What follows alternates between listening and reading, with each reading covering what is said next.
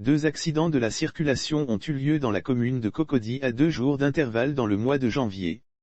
Des événements qui ont conduit le procureur de la République Adou Richard à prendre des initiatives. Dans un communiqué en date du 21 janvier 2022, dont l'Infodrome a eu copie, le procureur de la République Adou Richard compte traiter les fautifs des accidents du 14 et du 16 janvier 2022 avec toute la rigueur qui s'impose. Les résultats de l'enquête de l'accident du 14 janvier 2022. Le 14 janvier 2022, aux environs de 06 h du matin, un accident de la circulation s'est produit au carrefour Freeworld Hotel, dans la commune de Bingerville, impliquant 3 véhicules dont un véhicule de transport en commun communément appelé Gebaka, un minicar de transport d'élèves et un taxi.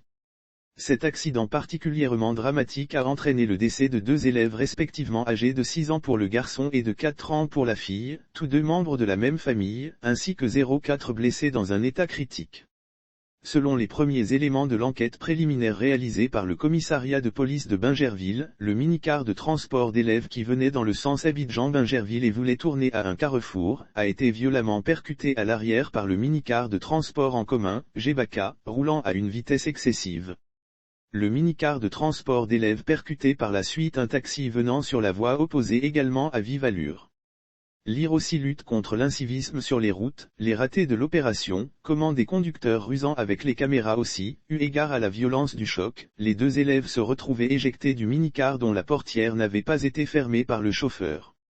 Le garçonnet décédé sur le champ et la fillette, quelques heures plus tard, après son évacuation par les sapeurs-pompiers au centre hospitalier et universitaire, CHU, de Cocody.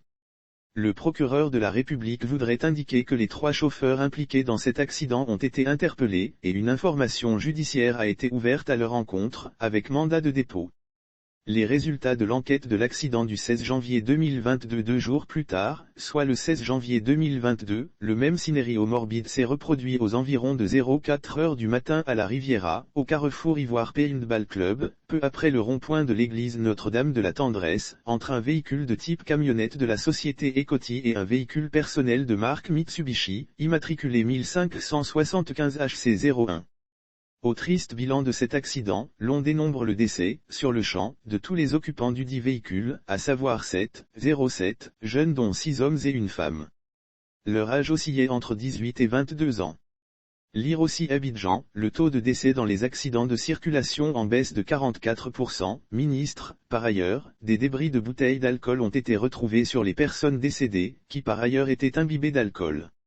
L'alcool, cause des accidents. Le procureur de la République fait le constat que ces accidents de la circulation, avec leur cortège de morts, sont provoqués essentiellement par des conducteurs en état d'ivresse ou sous l'emprise de stupéfiants, les excès de vitesse, le non-respect des feux tricolores, et encore plus grave, des cas de conduite sans permis de conduire. Le procureur de la République fait le constat que ces accidents de la circulation sont provoqués par des conducteurs en état d'ivresse ou sous l'emprise de stupéfiants. Toutes les personnes interpellées dans le cadre de ces procédures subiront la rigueur de la loi pénale. Le procureur de la République voudrait, une fois de plus, en appeler à la prudence au volant, au sens de la responsabilité de chacun et surtout au strict respect du code de la route.